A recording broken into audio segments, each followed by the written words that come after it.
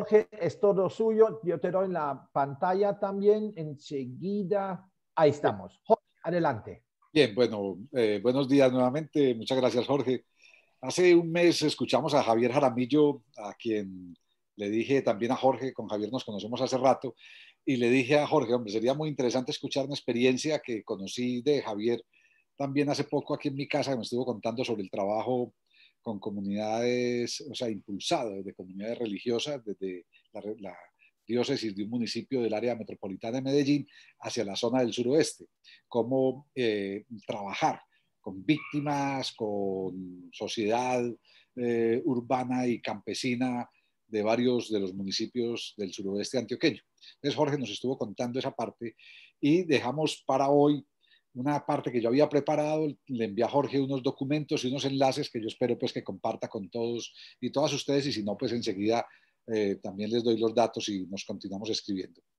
Eh, Hace un momentico invité a Juan Bernardo, pues les digo, simplemente porque estaba en comunicación con él, y dije, Juan, sumate a esta reunión, pero además parte de la conversación que haré, Juan ha sido protagonista también de esta conversación. Juan y yo compartimos un tiempo en la alcaldía de Medellín, hace ya unos años, incluso tuvimos el mismo cargo. Yo fui gerente del centro de Medellín, fue mi primer cargo en la alcaldía de la ciudad, una gerencia de un centro, del centro territorial, que es un centro de 100.000 habitantes, siempre hemos dicho 1.000.000 de personas todos los días, y un centro de 300.000 personas que trabajan en el centro, en fin. Y ese centro de la ciudad, pues se creó una gerencia en el 2004 que aún se mantiene. Yo fui el primer gerente y Juan Bernardo fue el segundo gerente de esta experiencia. Entonces, bueno, compartimos parte de estas cosas, y con Javier, compañeros de hace muchísimos más años, con él y con Marta Eugenia, su compañera, también hemos trajinado muchas historias. Entonces, en cualquier momento, por supuesto, Javier y Juan sumen elementos o digan eso que está diciendo Jorge no tiene sentido y creemos que el punto de vista es este otro. Para eso estamos acá. Tener razón, Jorge. Voy a hablar sobre esa construcción, esa gestión ciudadana del Estado, básicamente desde un documento que hice en noviembre del año pasado y que rehice para esta charla. Y que se llama lo que somos como sociedad. Lo publiqué inicialmente en mi Facebook, empezó a tener cierta resonancia y lo convertí en un documento para compartir, y luego cuando Jorge me invitó dije, este documento lo puedo traducir, pero cambié. Jorge me jode la vida, que dice, usted cambia siempre en las charlas. Cambie. No, simplemente porque a partir de algo que dijeron un par de ustedes, dije, busqué aquí una presentación que he hecho en muchos otros lugares, y entonces cuento el contexto de esa presentación, pongo 5 o 6 transparencias, siempre digo que 5 o 6 y me voy yendo y presento más, pero voy a empezar con esa y no con el documento. En el año 2013, Medellín se ganó un premio, la ciudad más innovadora del mundo, y ese premio causó mucho boom en la ciudad, pero además también causó un boom internacional, hay que reconocerlo. Es decir, y fue bueno para Medellín ganarse ese premio, no voy a decir que no, fue bueno para Medellín. Y mucha gente empezó a venir a Medellín. Hola, Juan Bernardo, ahí sí te vemos, ¿cómo estás? Estás un poquito en contraluz, pero Juan Bernardo vive en el centro, en una zona del centro de Medellín, junto al Museo de Arte Moderno, entonces bien. Entonces, cuando Medellín se ganó ese premio, empezó mucha gente a pensar en Medellín como ciudad innovadora. Y una revista que hoy no leo ni de riesgos, que es la revista Semana en Colombia, que se volvió un panfleto de ultraderecha, me invitó a unos foros que hace periódicamente, y me invitó a un foro en Barranquilla. Y me invitaron, yo no conocía a nadie de los foros Semana, y me invitaron, Jorge, mucho gusto, vos no estás en la alcaldía hoy, pero vemos que algunas de las razones por las que Medellín ganó ese premio tienen que ver con trabajo en el que vos estuviste involucrado como secretario de Cultura 4 años o como secretario de Desarrollo Social 2 años, que es mi experiencia en la alcaldía, 7 años, 1 de gerente, 4 de secretario de Cultura y 2 como secretario de Desarrollo Social. Entonces, queremos que nos vengas a contar por qué Medellín ganó este premio. Entonces hice esta presentación en la que expongo las 5 razones por las que Medellín se ganó el premio de la ciudad más innovadora. Pero en plena conferencia, lo hice en ese momento, dije, esta conferencia va a demorarse 2 horas y la primera hora voy a explicar las razones para el premio. Y entonces, la primera media hora, ¡prum! Y las expliqué. Y apenas expliqué esas 5 razones, muy emocionado, muy convencido de las 5 razones, dije, yo no creo en ese premio. No creo, uno, que seamos la ciudad más innovadora del mundo. Ese premio además nos lo dieron por votación y nos lo dimos nosotros mismos. Eso fue un acto de onanismo de toda la gente de Medellín votando, el alcalde de ese momento gastándose millones de pesos en publicidad en medios para que votáramos por nosotros mismos. Entonces dije, el concurso tuvo sentido hasta la penúltima fase. Cuando el Urban Land Institute de Nueva York, el Wall Street Journal y el Citigroup, que fueron los 3 que convocaron ese premio, decidieron entre 250 ciudades que Tel Aviv, Nueva York y Medellín eran las 3 finalistas. Para mí hasta ahí tuvo sentido, muy bien, y en muy buena compañía. Pero luego la decisión se tomó por votación y el alcalde de Nueva York, Bloomberg, en ese momento no estaba pues por nada, y el de Tel Aviv estaba pensando cómo matar palestinos, entonces no tenían tiempo para poner a votar a nadie. En cambio, en Medellín el alcalde hizo esto una causa, pues nuestra principal causa, nuestro orgullo de ciudad, y votamos por nosotros y ganamos.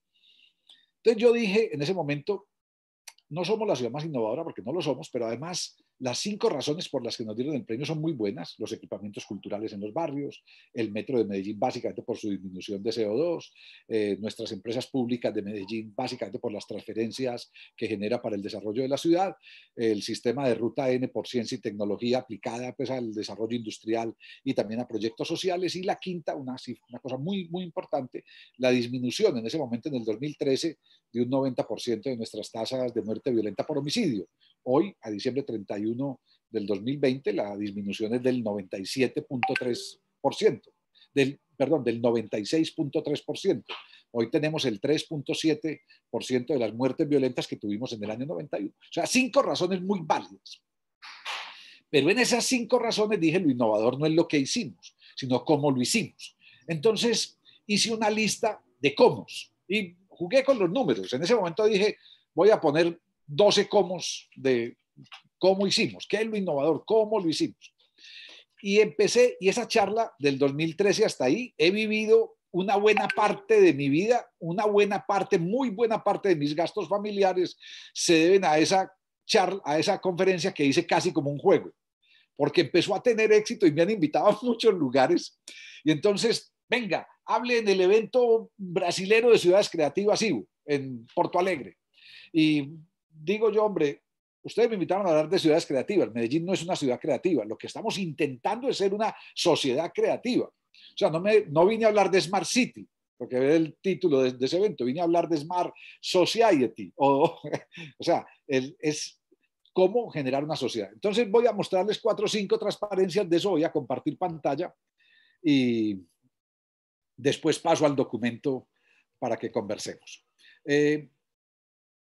Están viendo ahí la presentación, ¿cierto? ¿Sí? Sí. ¿Alguien que me haga? Bien, se ve, está muy bien. Bien, entonces miren que hablo de eso, de la transformación de una ciudad a la transformación de una sociedad. Creo que básicamente tenemos que construir sociedad.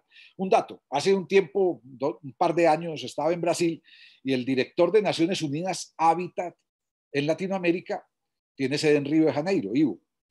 Y Elkin Velázquez es el director de Naciones Unidas Hábitat. Elkin Velázquez es de Medellín. Yo soy unos 5 o 6 años mayor que él, pero además somos del mismo barrio, somos de la Comuna 13 de Medellín, que es un barrio de los históricos en la ciudad por sus violencias y por sus transformaciones recientes. Y él, en un foro que estábamos compartiendo en Río de Janeiro, me dijo, Jorge, ya conoces la nueva agenda urbana mundial. Quiero un concepto tuyo sobre la agenda urbana mundial. Y le dije, yo creo que la agenda urbana mundial se equivocó de nombre. Y ese es el resultado de Hábitat 3 en Quito. Me dijo, hombre, ¿cómo? Pero así, en un foro. A ver, explícame eso. ¿Cómo que se equivocó de nombre? Sí, no necesitamos una nueva agenda urbana mundial. Y yo sé que Juan Bernardo con esto debe estar chirriando los dientes, porque ese es el experto en urbanismo.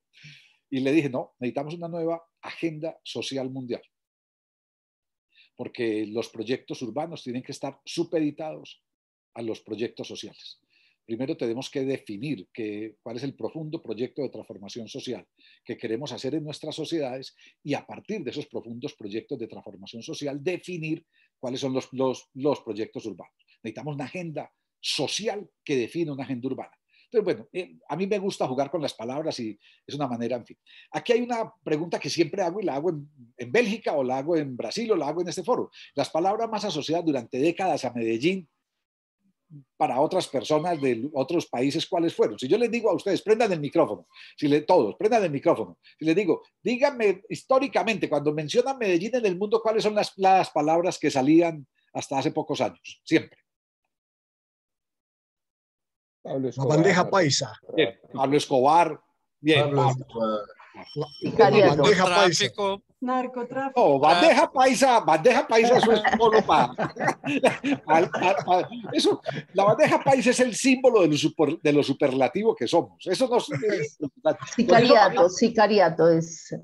Sí, violencia, narcotráfico, Pablo Escobar. Cuando yo además digo, muchas veces digo dos palabras y la gente me dice narcotráfico y violencia o Pablo Escobar. Y esas son las palabras que siempre salen. Esto es un software inteligente, reproduce las palabras que ustedes dijeron y las que estaban pensando. Pero si les digo hoy, ¿cuáles son las palabras más asociadas a Medellín hoy? Para ustedes. Transformación. Transformación, dale, Olga. El metro. El metro, bien. El transporte. Bien, transporte en general, sí, más. Resiliencia, bien, más. La represa, que se va a romper. Hidroituango, sí. Hidroituango. Esa también empieza a sonar mucho, sí. ¿No? Pero Elisa, no me jodas el ejercicio. En fin, algunas palabras, estas palabras, uno busca en Google y aparecen estas palabras asociadas a Medellín. Sigue apareciendo narcotráfico y violencia, sí, siguen apareciendo. Pero aparecen integralidad, educación, resiliencia, lo público, cultura, educación, innovación, dignidad, en fin, articulación, institucionalidad, ciudadanía. De hecho, podría decir una cosa fácil, yo llevo desde el 2010 hasta hoy viviendo de consultor solo a partir de palabras como estas. Es decir, a mí no me invitan, Elisa, a hablar de Hidroituango. Ojo, no me invitan a hablar de Pablo Escobar. ¿Conflicto armado en Medellín? No me invitan a hablar de Pablo Escobar.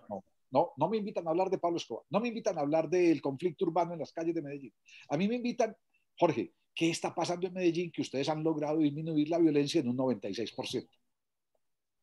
O sea, y esa es una pregunta. Incluso es muy especial porque a mí me invitan por ustedes qué hicieron durante el gobierno del 2004 al 2007 o al máximo hasta el 2011.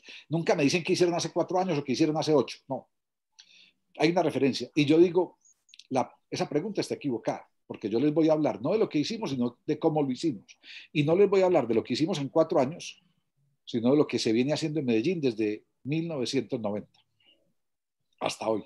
Y me voy a 30 años, por cosas en las que además varios de los que estamos acá pues participamos. Entonces, quería presentar esta y la próxima transparencia y voy a lo que les traía para hoy específicamente. Esta transparencia es a partir de algo que ustedes dijeron. Entonces, a mí, o sea, ¿cómo conseguimos pasar de Pablo Escobar o de narcotráfico y violencia a resiliencia, innovación, educación, cultura, en fin? Es fundamental, una primera cosa. Y algunas de estas están ligadas hoy a lo que de pronto tendríamos que hacer en el futuro. Entonces, cuando Jorge desde Alemania nos dice el cambio de paradigma, la necesidad o la posibilidad de trabajar en los pensamientos holísticos, sistémicos, en función para el cambio de paradigma, yo creo que es fundamental hoy pensar el problema nuestro de sociedad hoy como Colombia cambiando también el paradigma. Y creo que algunas de estas cosas que nos sirvieron a Medellín tienen mucho sentido para el país hoy. Formar capacidad instalada. Hace 30 años no sabíamos cómo reaccionar a la peor tasa de muerte violenta en el mundo hasta hoy. Ninguna ciudad del mundo, ninguna, ni hace 30 años ni hoy, ha tenido las tasas de muerte violenta por homicidio que tuvo Medellín durante 20 años. Durante 20 años fuimos la ciudad con la peor tasa de muerte violenta en el mundo. Les doy un dato. Hoy la ciudad del mundo que más tasa de muerte violenta tiene 111 muertos por cada 100.000 habitantes, según el Observatorio de México que hace seguimiento. Han llegado a 189 muertos. Caracas y San Pedro Sula. Son las dos ciudades que se han debatido ahí. Hoy México encabeza como país, Brasil tiene 6 ciudades, en fin. Colombia solo tiene 2, Cúcuta y Cali. Ya Medellín no está ni siquiera en las 50 primeras ciudades de tasa de muerte violenta. Pero hace 30 años teníamos una tasa de 382 muertes por cada 100.000 habitantes. 382 muertes por cada 100.000 habitantes. La media mundial es 6.5. Argentina tiene 5.5. Es un horror. O sea, 382. En el año 91 matábamos 18.3 personas cada día en Medellín. Cada día. Durante todo un año. 6.700 muertes violentas en un año solo en Medellín. En ese momento, 2 millones de habitantes. Era una masacre todos los días. Un hermano mío es médico forense, empezó a trabajar en medicina forense en el Instituto Nacional de Medicina Legal en esa época, año 89. Y sus turnos en los años 89, 90, 91, 92 eran los peores turnos, eran los nuevos médicos, los recién egresados. Y tenía en una noche de viernes a sábado, de 12 horas de turno, le llegaban hasta 45 cadáveres para necropsias. O sea, era una cosa bestial. En una noche, 45 muertos. Es una masacre como estas que ocurren ocasionalmente por disparos en una escuela pública de Estados Unidos. Una cosa de esta, ¿cierto? Es ça qui cicatrise correctement, c'est le gros problème. Para incendio. A alguien se le prendió el micrófono, ¿cierto? Bueno, sí. Una segunda clave es esa necesidad de consolidar sociedad civil. Y la leo en la segunda y la tercera de manera conjunta. Avanza una sociedad si al mismo tiempo consolida su sociedad civil y fortalece sus instituciones. Si pasa lo uno o lo otro, pero no ambas cosas en forma simultánea, se crean estos desequilibrios institucionales que tenemos en nuestros países latinoamericanos. Si hay más sociedad civil que instituciones, o si hay más instituciones que sociedad civil, se generan estos desequilibrios. Es fundamental. Y yo creo que hoy lo que está viviendo en las calles de Medellín es una altísima presencia de una sociedad civil que adicional, complementario, los vándalos, todo eso que aparecen, organizados o no organizados desde un lado y desde otro. Lo que hay hoy es una sociedad civil desde muchos frentes haciendo parte de estas protestas, cosas que incluso estaban negadas para el país por la asociación siempre que había de protestas con guerrilla y que sigue habiéndolas. Ayer conocí, le mandé a un chat que comparto con Juan Bernardo una carta de el que fue jefe de Iván Duque del Banco Interamericano de Desarrollo, Luis Guillermo Echeverry, que es tal vez el asesor principal o la persona que más escucha al presidente Iván Duque, y la carta es a sus amigos, durísima. Es, todos los que pensamos distintos a Iván Duque somos guerrilleros otra vez y somos terroristas y todo, y hay que acabar con todo. Pero bueno, esas tres elementos también fundamental, las alianzas público-privadas comunitarias. Yo no hablo solo de alianzas público-privadas, sino de alianzas público-privadas comunitarias. En el país hoy, y por el relato que está imponiendo Daniel Quintero, el actual alcalde de Medellín, con el que los tres que estamos acá, Javier Jaramillo, y hablo por los tres y me perdonan, ahora cada uno podrá decir su voz, Juan Bernardo Galvez, Javier Jaramillo y yo, los tres estamos en fuerte oposición de Daniel Quintero. Es un mentiroso, un mitómano, un megalómano, un tramposo, no es independiente, no es alternativo, es un politiquero, es un corrupto, mil cosas. Y una de las cosas con las que llegó a desbaratar fue con este esquema de alianzas público-privadas comunitarias que durante años se estableció como un modus operandi, lo digo en esos términos, modus operandi de la sociedad de Medellín. Hay una política pública de transparencia, luchar contra la corrupción es un desafío permanente en nuestras sociedades, darle prioridad al presupuesto para educación y cultura, trabajar con proyectos urbanos integrales. Voy a pasar muy rápidamente por estos otros. Proyectos urbanos integrales es la integralidad sectorial, pero también la integralidad territorial y poblacional. Es trabajar en un territorio de la ciudad de 100.000 habitantes, de 200.000 habitantes o de 40.000 habitantes, de manera articulada e integral por parte de todas las dependencias. Y esto es un aprendizaje desde hace 30 años con proyectos integrales de mejoramiento de barrios, en los que además pues hicimos parte también algunos de los que estamos acá, o hace parte integralidad de proyectos físicos y de proyectos sociales. Pedagogía ciudadana, y recojo simplemente para eso una frase de Pepe Mujica: gobernar es debe ser un acto de pedagogía permanente. O cojo una frase de Josep Ramoneda, un filósofo catalán: la gente tiene derecho a saber por qué y para qué se hacen las cosas. No es suficiente con instalar un relato, no es suficiente con construir un relato. La gente tiene derecho a saber por qué y para qué se hacen las cosas. Esto es un proceso de muchos años, de 1990, esta presentación, miren, tiene 2 años. Medellín tiene una gran autonomía institucional y financiera. Nuestras empresas públicas de Medellín son muy fuertes, son 100% municipales, con una decisión que se hizo hace unos 4 o 5 años de las empresas de telefonía. El 51% de la empresa de telefonía móvil y fija sigue siendo de la ciudad, pero el poder de manejo está hoy en una empresa sueca, Millicom, que es la que maneja el otro 49% de las acciones, pero de resto todos los servicios públicos nuestros, luz, gas, acueducto, alcantarillado, basuras, todo, es una empresa 100% municipal, que les doy un solo dato. En el 2020, y aunque Daniel Quintero, el alcalde, ganó las elecciones diciendo que se le estaban robando y que estaba en proceso de quiebra y que iba rumbo a la bancarrota, y eso lo sostuvo hasta octubre, noviembre pasado, las empresas públicas de Medellín dieron excedentes de 500 millones de dólares en solo un año. Excedentes operativos de 500 millones de dólares, de los cuales, corrijo, de 1.500 millones de dólares fueron los excedentes en un solo año. Y de esos 500 millones de dólares entran a presupuesto anual de la ciudad siempre. La tercera parte de los excedentes de empresas públicas vienen a las empresas, a la ciudad, al presupuesto, pero no pueden ir a funcionamiento y tienen que ir a inversión, pero no pueden ir a cualquier inversión, tienen que ir a inversión social, siempre, como parte del acuerdo del gobierno corporativo y como parte del manejo que hace la ciudad de las empresas públicas. Y eso equivale además a la tercera parte del presupuesto de toda la ciudad de Medellín. Es decir, sin nuestras empresas públicas, sin los excedentes de empresas públicas de Medellín, por eso el riesgo que hoy trae Hidroituango en un posible colapso, nos quebraríamos como ciudad, dejaría de haber inversión social en la ciudad. El problema no es de una represa solo, o no es de una obra física solo, es de qué pasaría en la ciudad con inversión social, en fin. Y nuestras finanzas son muy sanas, solo el 14% de todo el presupuesto de Medellín se va a funcionamiento, y el 80% se va a inversión. El otro se va 2% para pago de órganos de control y el 4, casi 5% para el pago de la deuda. Deuda que es una deuda externa, suave, y tenemos un nivel de endeudamiento AAA y una calificación de endeudamiento AAA, y tenemos una deuda interna que es el fondo pensional, pues, de los empleados de la alcaldía. Se trabaja con planes de desarrollo.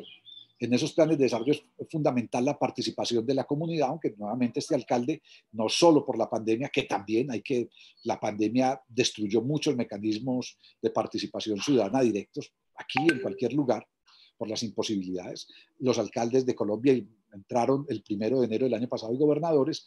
La ley les da 5 meses hasta mayo para hacer su plan de desarrollo con participación de la comunidad, y en marzo, cuando empezó la pandemia, los mecanismos de participación se rompieron, se quebraron, se ralentizaron todo. Entonces también por eso, pero no solo por eso, no, que este alcalde está trabajando con unos conceptos de participación que son básicamente clientelares y amarrados a prebendas públicas.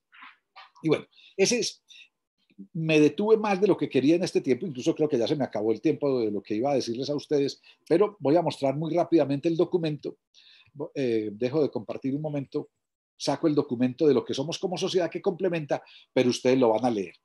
Y vamos a abrir conversación enseguida, pues, para eso. Les muestro el documento, les digo 3 o 4 elementos que hay ahí. Perdón un segundo. Y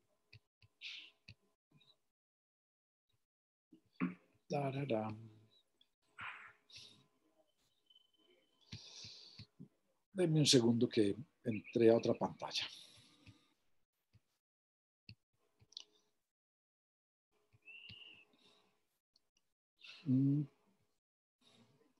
¿Están viendo el documento?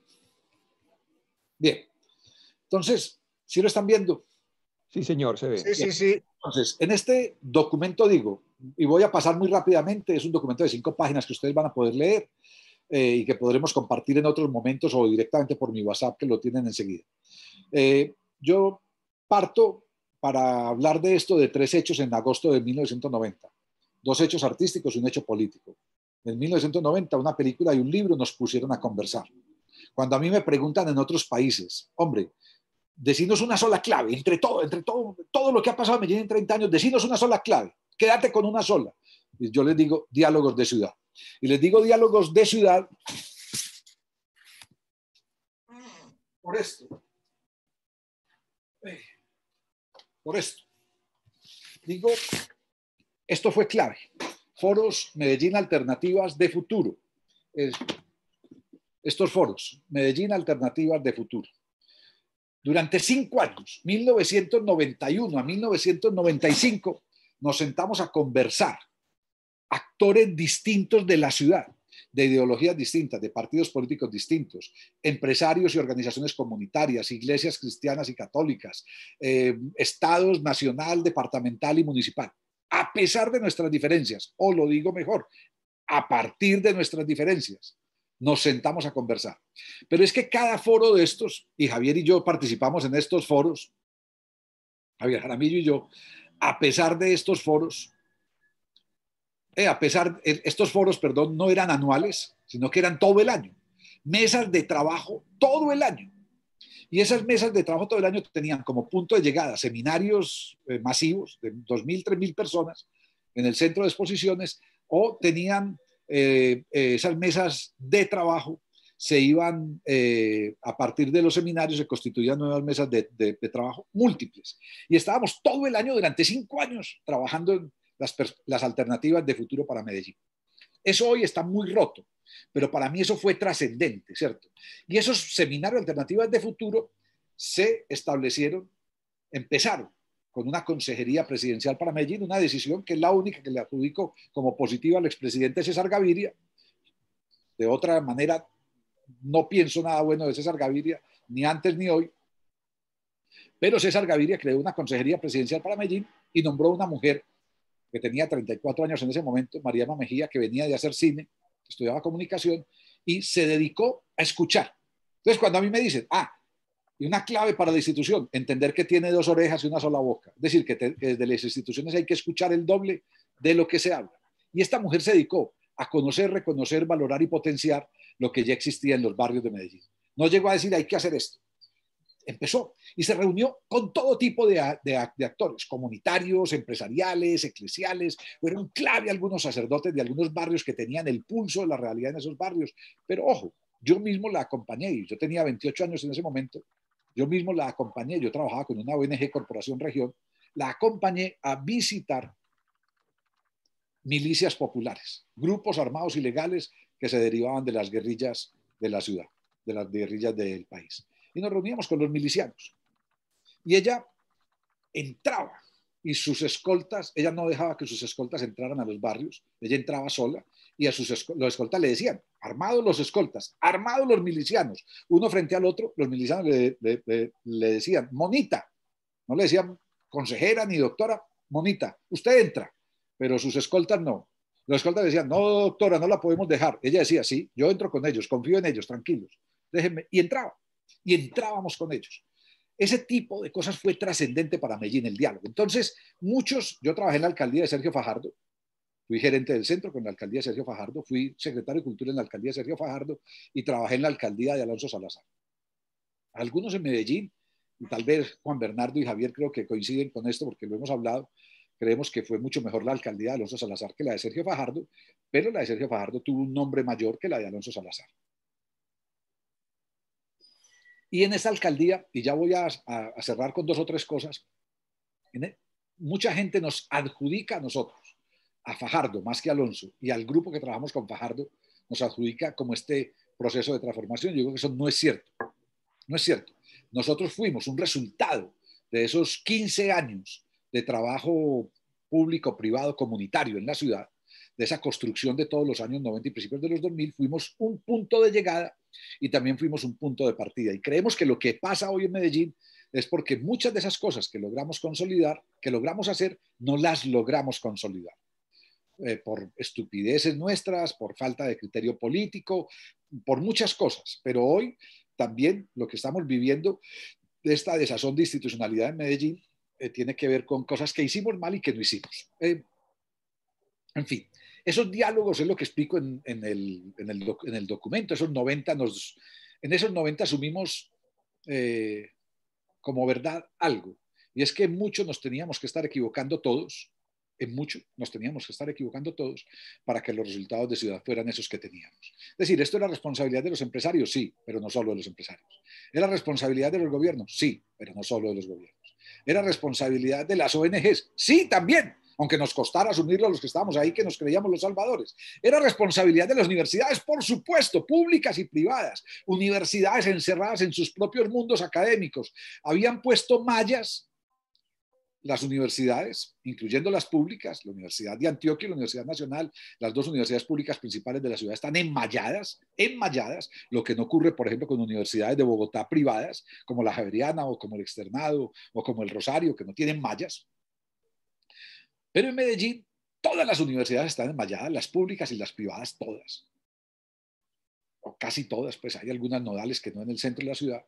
Y entonces decíamos que la metáfora era que habían puesto mallas para impedir que la ciudad entrara a la universidad, para protegerse. Pero también se había convertido en una cárcel y había impedido que la universidad saliera a la calle. Y se habían encerrado esto en sus propias universidades. Y entonces no salían a la calle y no entendían esta ciudad. En fin, en esos cómo hicimos, hay una cosa que tiene que ver con lo del cambio de paradigmas, y es que nosotros empezamos a buscar respuestas diferentes a los problemas de siempre. Fundamental. O también a hacernos otras preguntas. Hombre, ¿cómo van a mejorar la seguridad de Medellín? Así, cuando entramos a gobernar. ¿Ustedes qué van a hacer para mejorar la seguridad? Todavía en ese momento, en el 2004, teníamos la peor cifra de muerte violenta por homicidio en el mundo. Todavía en ese año. Entonces nosotros dijimos, ¿qué es lo contrario a la inseguridad? Entonces todo el mundo decía, la seguridad. No, no es cierto. Lo contrario de la inseguridad no es la seguridad. Si siempre respondemos de la misma manera y mantenemos ese paradigma, nos va a llevar a lo que nos llevó Álvaro Uribe, la militarización del país y de las calles y de todo. Y la permanente presencia. ¿Hay que mejorar a la policía? Sí. ¿Hay que tener más infraestructura para la policía? Sí. ¿Hay que mejorar los sistemas de vigilancia en cámaras? Sí. Todo eso hay que hacerlo. Pero no es suficiente. Porque lo contrario de inseguridad no es la seguridad, es la convivencia. Las ciudades más seguras es donde mayor convivencia hay, no donde más policías hay. Por lo tanto, hay que construir convivencia. ¿Y cómo se construye convivencia? No se construye con las policías, se construye con inversiones sociales, educativas y culturales, que tienen aunados proyectos urbanos. Acuérdense el principio, un profundo proyecto de transformación social que tenga proyectos físicos y urbanos. Generamos esas alianzas público-privadas comunitarias, asumimos la participación social como esencia y no solo como herramienta. Participar tiene que ser para llegar a acuerdos o para establecer los desacuerdos. Es que yo no participo para estar de acuerdo con vos. Yo participo en algo para tener claro también mi desacuerdo con vos y para construir a partir de esos desacuerdos. No se trata de construir la armonía. Esta es una frase de una socióloga nuestra, otra socióloga, María Teresa Uribe, de Hincapié, que murió hace un par de años. Una gran socióloga. Y María Teresa decía, no se trata de construir la armonía. No se trata del amado los unos a los otros, no. Se trata de construir a pesar de la desarmonía. Se trata de enfrentar nuestros conflictos con nuevos conflictos. Yo en la alcaldía lo decía de otra manera cuando era secretario de Cultura. Cambiemos los enfrentamientos por las confrontaciones. Entonces, hombre, no nos enfrentemos, confrontémonos. Y es distinto, ¿cierto? Entonces, bueno, clave en Medellín y en Colombia, más en Medellín que en Colombia, las veedurías ciudadanas. Le llamamos veeduría espacios de control social, de lo público, legales, oficializadas. Yo hago parte de 2 veedurías en mi barrio. Ayer le hablaba a Jorge Krecker, que me tomé un ron Zacapa en su casa, pasé por su casa, su puerta se abrió automáticamente cuando yo pasé, parece que tengo ya sensor por ahí, no puedo pasar impunemente con mi perra por ahí, y me dijo, tomate una cerveza, le dije, no, voy a quedar 2 minutos, y me ofreció un ron Zacapa, y que terminé quedándome como 40 minutos, entonces 7 de la noche. Entonces, esas veedurías ciudadanas, yo hago parte de 2 veedurías en mi barrio. Ayer tuve una reunión de 5 a 6 de la tarde de una de esas veedurías, de una obra física que van a hacer, pero hago parte de una veeduría de parques de la ciudad. Pero hay muchas veedurías y voy a cerrar mostrándoles 3 o 4 ejemplos, aunque aquí hay enlaces de algunos de esos ejemplos de veedurías. Y escuchamos, entendimos que el Estado se hace en el barrio. La noción de la escala ahora decía tal vez Lisa, no, decía Carolina, que era necesario plantearnos la construcción de lo local. Yo no sé, ya no sé quién lo dijo. Para nosotros una noción, el Estado se hace en el barrio. Cada calle tiene que ser evidencia de lo estatal. Pero en muchos lugares de Latinoamérica la única presencia estatal es la policía o el ejército. Hacer esas intervenciones integrales en los barrios, partimos de la base, en fin, esto que ya lo dije, está ahí. Esta reflexión la cierro mostrando unas páginas web, simplemente el titular de esas páginas web. Y ¿están viendo ahí mi pantalla, Medellín, cómo vamos o no? Bien. Entonces, miren, Medellín, cómo vamos es una veeduría ciudadana. Hay una red de ciudades, cómo vamos.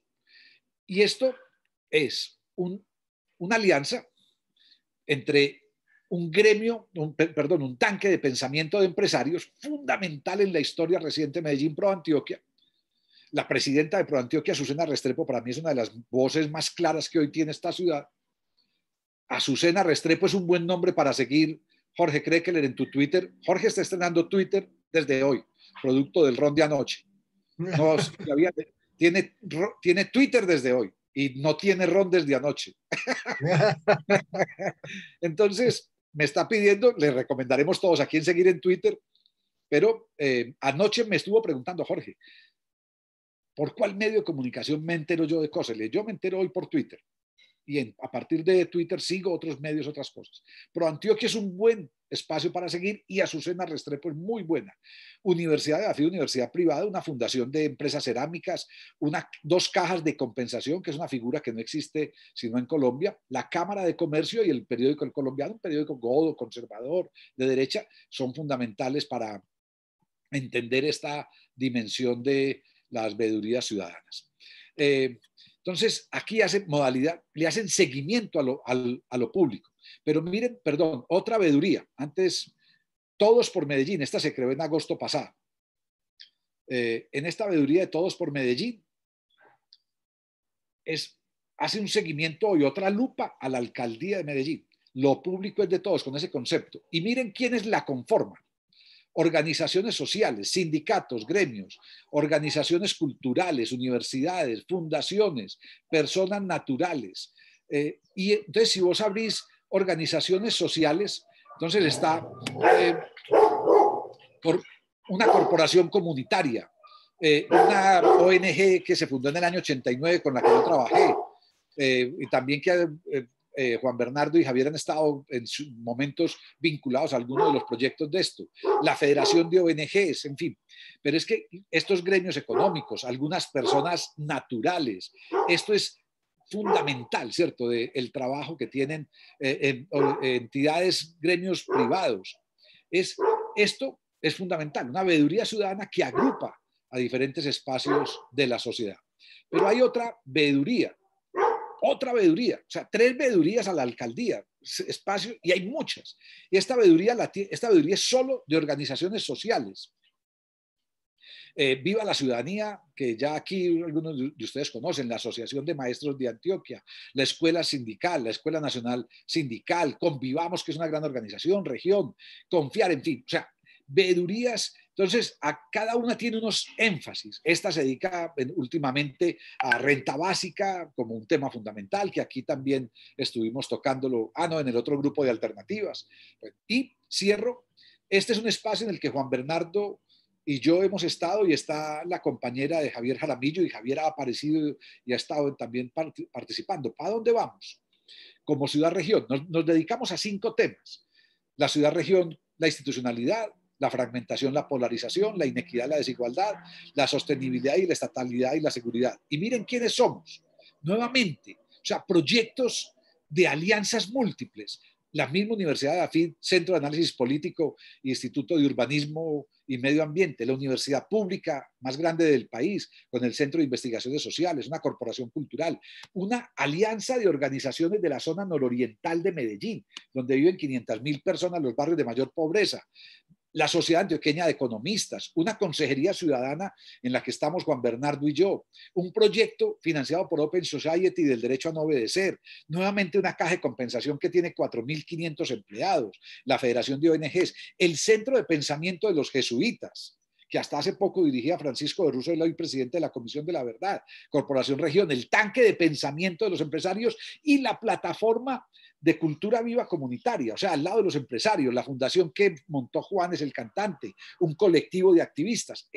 Todo esto es el trabajo colectivo y cooperativo y tenemos ahí, los invito, todos estos enlaces los tienen disponibles, Jorge se los mandará, pero es muy, muy interesante entrar acá a ver nuestros encuentros anuales, a ver los documentos que hemos construido. Y son documentos de análisis sobre la ciudad. Las recomendaciones para Antioquia 2040, la gestión de las ciudades del futuro, los objetivos del desarrollo para el desarrollo sostenible de las ciudades del futuro, caminos de solución. Esta es una declaración, la Carta a la Inteligencia de Medellín, la Carta de los Pobladores. O sea, es muy, muy inteligente, es muy, muy especial esa carta porque es un grupo de pobladores, de sectores populares llamando la atención de las universidades, de la inteligencia de la ciudad. ¿Dónde diablos están ustedes? Venga, sentémonos a conversar. En fin, cierro ahí, me demoré mucho más de lo previsto y pido disculpas por eso, pero como decía un amigo, el secretario de Hacienda de Medellín decía, cuando a Melguizo le preguntan, cuando Melguizo está hablando, pide la palabra, o cuando a Melguizo le preguntan la edad, pide micrófono. Entonces, bueno,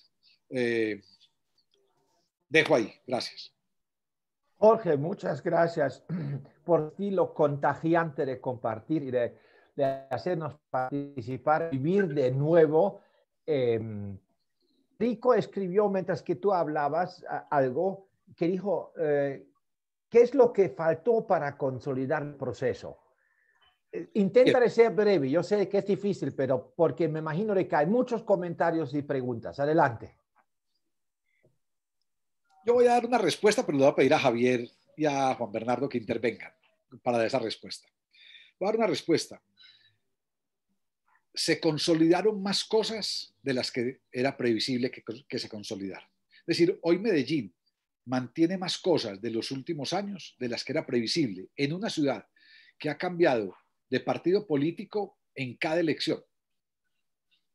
O sea, nosotros gobernamos 8 años, Sergio Fajardo y Alonso Salazar, en un movimiento ciudadano que dejó, hoy es otra cosa, se llama Compromiso Ciudadano. Juan Bernardo sigue en ese movimiento. Javier también no, Javier no. Cierto, vos no estás en Compromiso, yo tampoco. Pero luego gobernó el Partido Liberal, que era un partido al que le hacíamos oposición y Juan Bernardo tampoco, partido al que habíamos hecho oposición. Luego gobernó Federico Gutiérrez, que era un derecha. Luego está gobernando que es un gobierno muy extraño, se vendió como alternativo independiente, pero tiene ligación con lo peor de la política local. Y sin embargo, a pesar de eso, de los cambios de alcaldes y de los cambios de partidos políticos, muchas cosas se han sostenido, más de las que uno podría esperar. Entonces, primera respuesta es esa, pero quiero, Javier y Juan Bernardo, que ustedes intervengan. Pues hombre, son cosas muy complejas, pero a mi modo de ver... sobre todo, Javier, para poderme comer una tortita hecha por la mona con un cafecito hecho en casa. Entonces... Ay, qué envidia. Sí es. ¿Cómo le parece? Ronnie, enseguida tortica exquisita. Bueno, mira, ¿qué es lo que faltó para consolidar el proceso? Yo creo que durante esos 8 años que lo conocemos también y lo identificamos como ciudadanía en el poder. Realmente para nosotros, creo yo, el gobierno de Sergio Fajardo en su momento y de Alonso Salazar en su momento era realmente ciudadanía en la alcaldía, porque ellos no solamente fueron llevados allí por esa fuerza ciudadana, sino que, digamos, el programa que se construyó y se realizó tenía mucho que ver con los anhelos y las expresiones de las ONG, de las organizaciones sociales, las organizaciones barriales y todo esto. Pero yo sí creo que 2 cosas. Lo uno, pues la política es muy activa y claro, esas fuerzas que fueron desplazadas del poder no se quedaron quietas.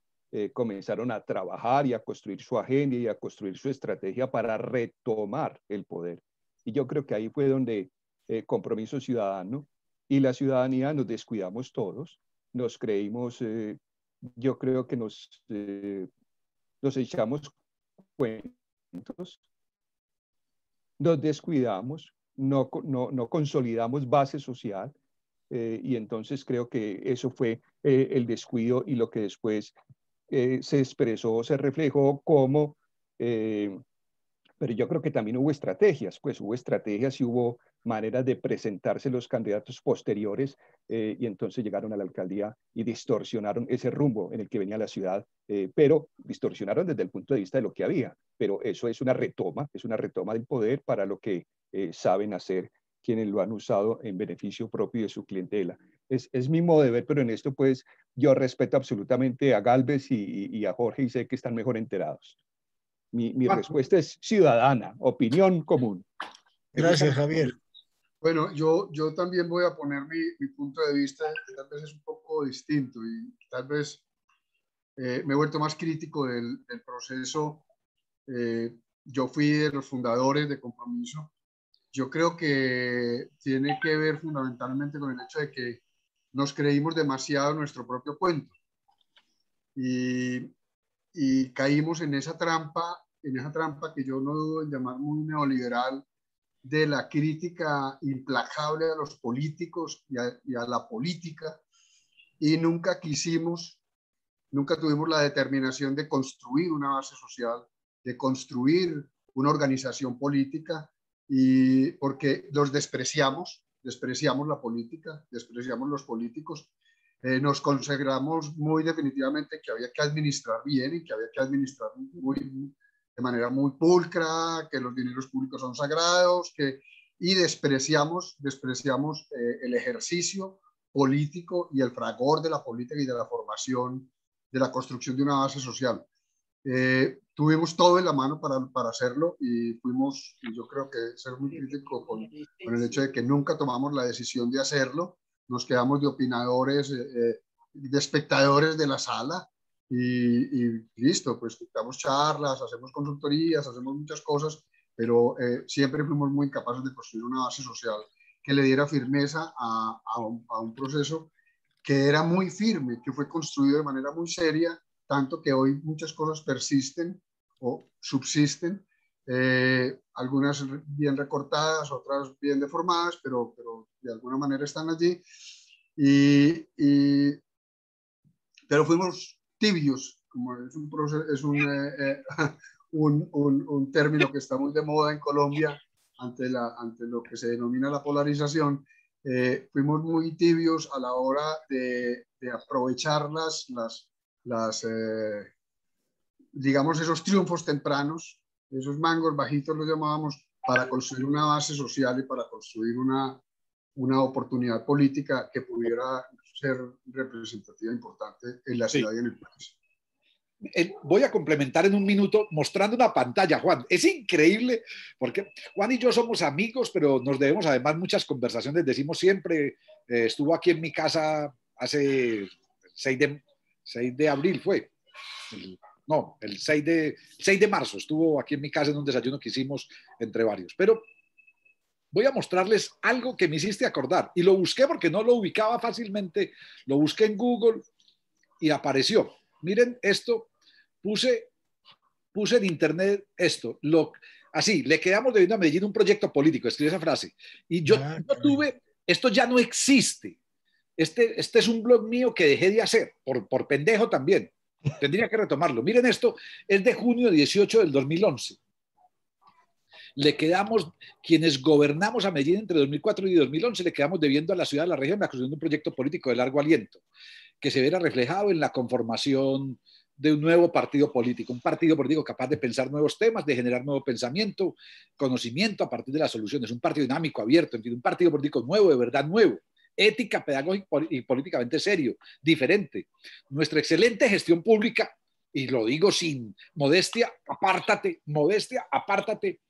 evidente los enormes resultados sociales, educativos. Nos quedó faltando mucho, pero fue una excelente gestión pública a la luz de los años. Hacía más necesario aún ese reto de haber diseñado, estructurado, consolidado un proyecto político. Le quedamos debiendo a Medellín ese proyecto. los logros electorales o políticos de algunas personas vinculadas a nuestro reciente trabajo en Unifor Medellín, por más relevante que sea, no conforman en sí mismos un proyecto político. Todo lo contrario. Teníamos que habernos apoyado en esos logros para avanzar en un proyecto político colectivo y no individual. El capital político de esas personas, Sergio Fajardo, no es su capital individual personal, es un capital construido con base en el esfuerzo, la decisión, el compromiso y los resultados de muchísimas personas. En fin, y entonces te lo paso, Jorge, para que lo compartas por ahí en el WhatsApp, porque viene bien para pensar. Esto es del 2011, yo ya no me acordaba de esto, Jorge. Listo, ya. Vos habías acabado, Juan, ¿cierto? Sí, sí, Jorge, sí, no, simplemente hay un símil que a mí me parece muy, muy dramático, pero muy, muy lindo también, y es el de la serpiente que se muerde la cola, la serpiente que se va llenando de veneno, y sus glándulas, y termina mordiéndose la cola para poder botar el veneno, y por lo tanto termina envenenándose a sí misma. Yo creo que nosotros tuvimos el efecto de la serpiente, nos creímos el cuento de la antipolítica, nos creímos demasiadas cosas, nos mordimos la cola y terminamos matando. Jorge, sabes que haz tú un paquete de los materiales con los que trabajaste tú y los reenvías al mail, porque no tenemos un grupo WhatsApp. Pero los mails que ahí si haces el paquete y lo despachas, si no me lo mandas a mí, yo lo despacho también. Abrimos un poco el debate porque Luis Gomero desde Lima se subió también y todavía ha podido escuchar parte de la exposición, tanto tuyo como también las lecturas por parte de los dos compañeros, de Juan Bernardo y de Javier, que es bastante interesante. Opiniones, comentarios, pues está abierto el debate como tal. Abren o el micrófono o piden la palabra, las dos cosas son válidas. Adelante, Elizabeth. Voy a reaccionar un poco en desorden. A mí me parece muy interesante el tema de las veedurías. Yo creo que hoy construir una veeduría ciudadana es una herramienta fundamental para avanzar. Bueno, no se necesita justificar. Nosotros, es una sociedad que no educa políticamente para la participación política, para el control ciudadano. Entonces, hacer el esfuerzo de las veedurías me parece que es un gran acierto. Yo no sé si uno tenga, cuando se inventa algo, que crearse un partido político. Ese es el problema en Colombia. Entonces, cada uno quiere creer que lo suyo es la última maravilla y que tiene que mantenerse en el poder y que tiene que construir un partido político porque lo que hay no le sirve. Yo creo que en eso, como ustedes dicen, también tenemos que volver a pensar cuál es esa forma. Uno puede optar o por crear los partidos o por construir movimientos sociales que garanticen sostener los procesos que se van creando. O sea, si avanzamos en procesos de planeación participativa, por ejemplo, real, no en el discurso, sino procesos reales, ¿cómo yo garantizo que eso se sostenga desde la misma construcción? ¿Cómo construir un movimiento de jóvenes? Hoy este país o vuelve y atiende a los jóvenes o estamos muy mal. Pero ¿cómo crear un movimiento de jóvenes que sea capaz de pensar, ¿cierto? De negociar, de influenciar, de incidir en la definición de políticas. De manera que la sostenibilidad no dependa de si uno crea un partido político para mantenerse o no. Eso, bueno, eso me parece.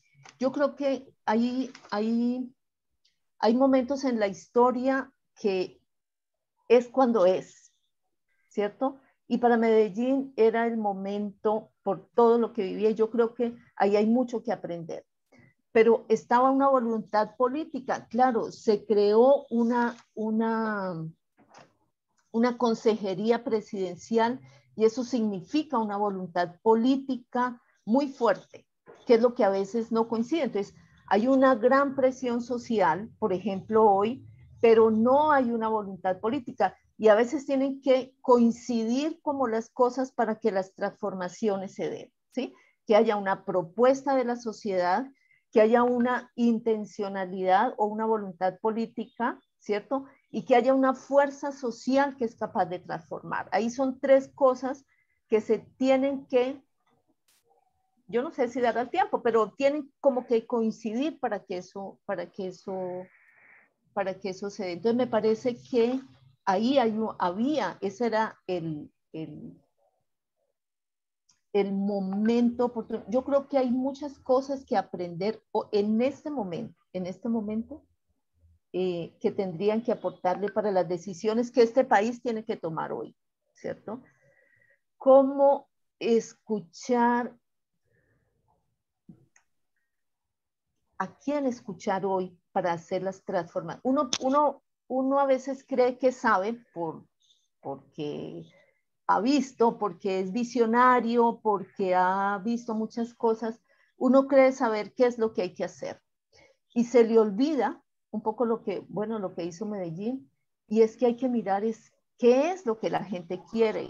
En un primer momento, usted necesita contar con qué es lo que en el territorio, en el barrio, en la comuna, se requiere para construir realmente cuáles son las alternativas. Es posible que después uno pueda influenciar para que hayan otras cosas, pero un inicio es realmente ver qué es lo que requiere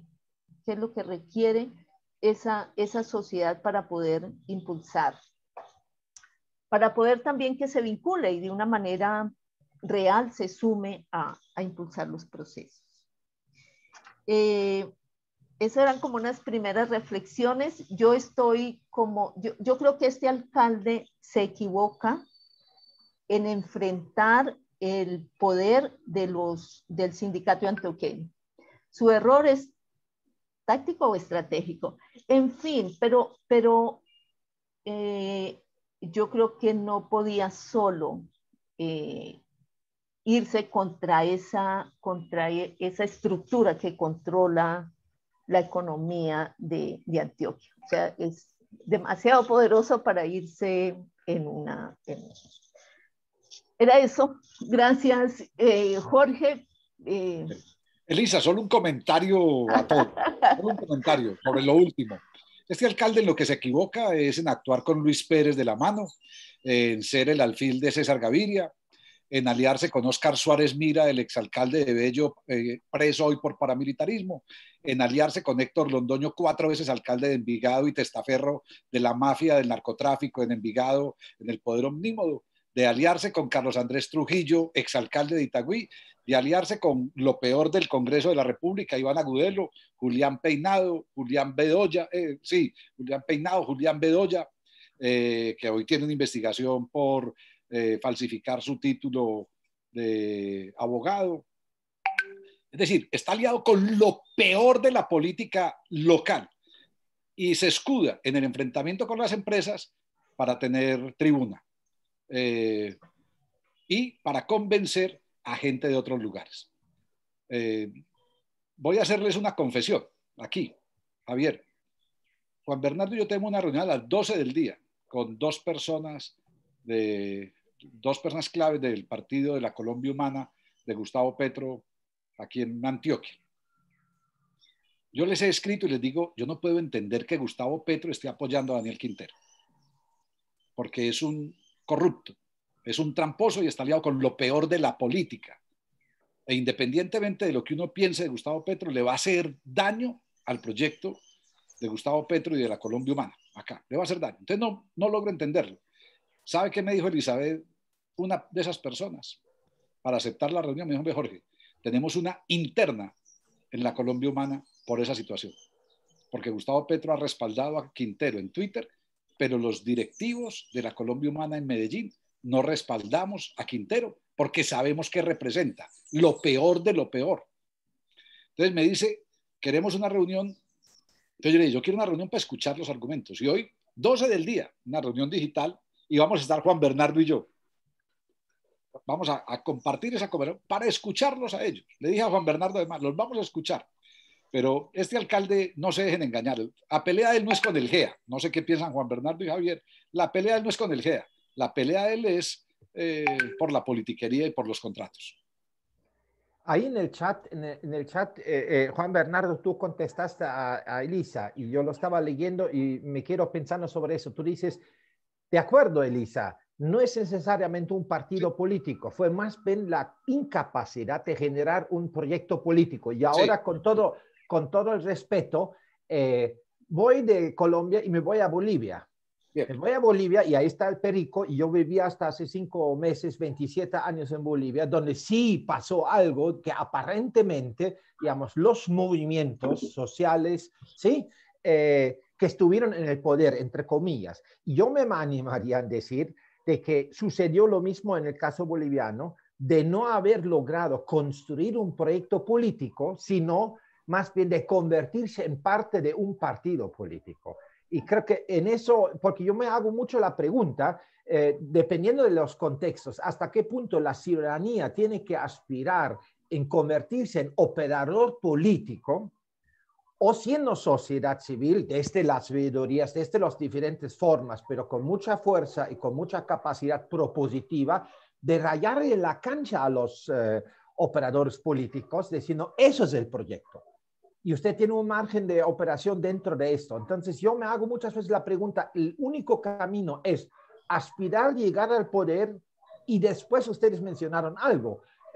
Juan Bernardo, tú dijiste de que al final nos hicimos creer la cosa y que al final estuvimos fuera del asunto. Sí, pero yo diría, no ha sido solamente atribuible a lo que, Jorge, tú compartiste, pero yo creo que una buena parte de revertir esa situación nefasta que ha vivido la ciudad de Medellín y lo que hasta ahora la gente de afuera asocia todavía con la ciudad, que se ha revertido esa situación, creo que eso en buena parte ha tenido que ver con, digamos, con la gestión que tú describiste brevemente. La pregunta del millón ¿es necesario mantenerse en el poder, entre comillas? Porque ahí yo me temo un poco de que ahí entramos a atender estas lógicas políticas que muchas veces son muy perversas y donde al final va en desmedro de una autodeterminación más genuina por parte de la sociedad civil. En eso sí yo tengo mi duda un poco, ¿cierto? Yo no tengo la respuesta frente a esto. El caso boliviano para mí ha fracasado porque al final no se... O sea, puede ser de que existió o que sigue existiendo un proyecto político, pero diseñado por parte de operadores políticos que al final le hicieron creer, digamos, a las masas, a las organizaciones, de que eso es un proyecto, cuando de hecho no era el caso. O sea, entonces en eso hay que tener bastante cuidado. La pregunta del millón es, ¿qué tiene que hacer la sociedad civil para al final dotarse de aquellos operadores políticos que sí son políticos, que saben tocar el piano con todos los teclados ocultos, ¿cierto?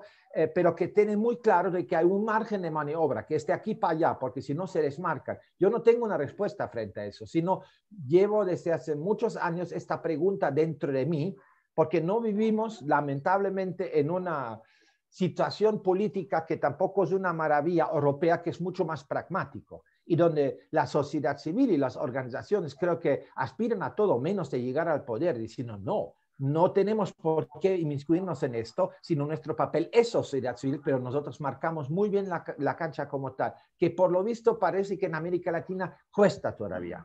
Sí. No sé si es provocativo, si estoy equivocado, eso era el comentario mío y continuamos con el debate. ¿Quién se anima? Abren el micrófono. ¿Me permites, Jorge? Adelante, Perico.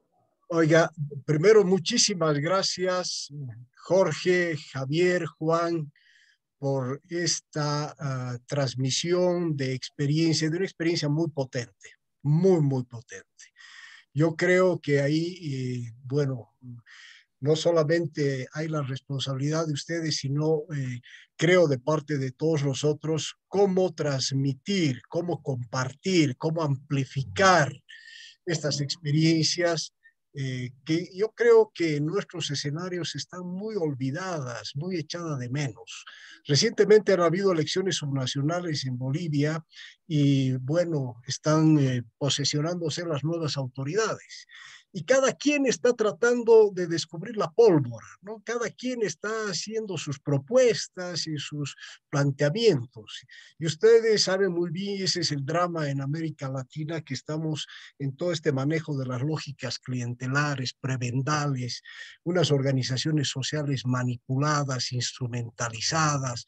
Se ha perdido justamente ese sentido de lo que viene a ser la capacidad de la autonomía de la organización social, la capacidad de la autogestión, la capacidad de la autoconstrucción. Entonces, hemos entrado en un envilecimiento de las organizaciones sociales. Y ahí coincido con Jorge Krekeler respecto a la frustración del caso boliviano.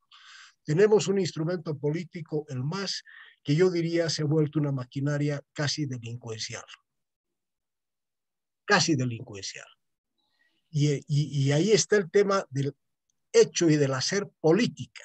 Bueno, siempre hemos luchado por capturar el poder, pero resulta que el poder nos ha capturado a nosotros.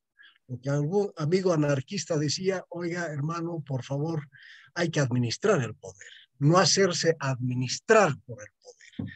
Hemos terminado siendo administrados por el poder.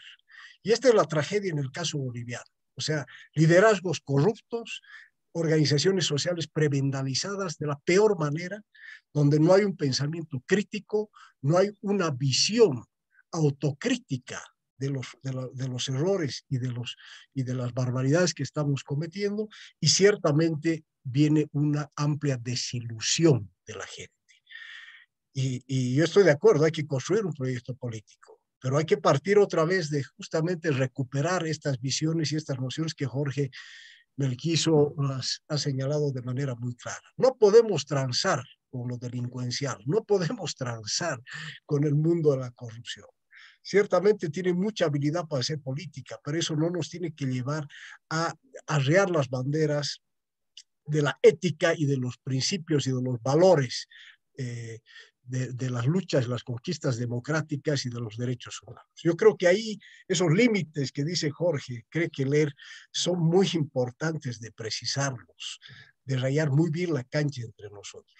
Yo creo que tenemos nuevamente una tarea muy ardua por realizar y creo que ahí, y coincido con Elisamar, el tema de los jóvenes y la juventud es un tema fundamental. O sea, ¿cómo podemos generar una transición, una transmisión intergeneracional? Yo no creo, yo no coincido con esto, cambio generacional y bueno, vayan los viejos al ropero y se cierran ahí y entran los jóvenes. No, yo creo que cómo generamos una transición y una transferencia, transmisión de experiencias y conocimientos, esta potencia que ustedes han expresado ahora, hacia nuevos liderazgos, hacia nueva gente, pero también partiendo de los grandes errores que hemos cometido.